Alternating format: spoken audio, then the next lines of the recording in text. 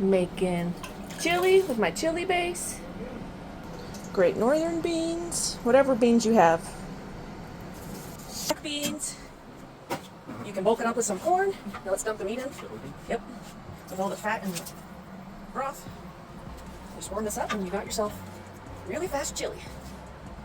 I think it needs more something. Taste it. More what? More heat. Because I made it pretty mild. Thicken it with some potato pearls.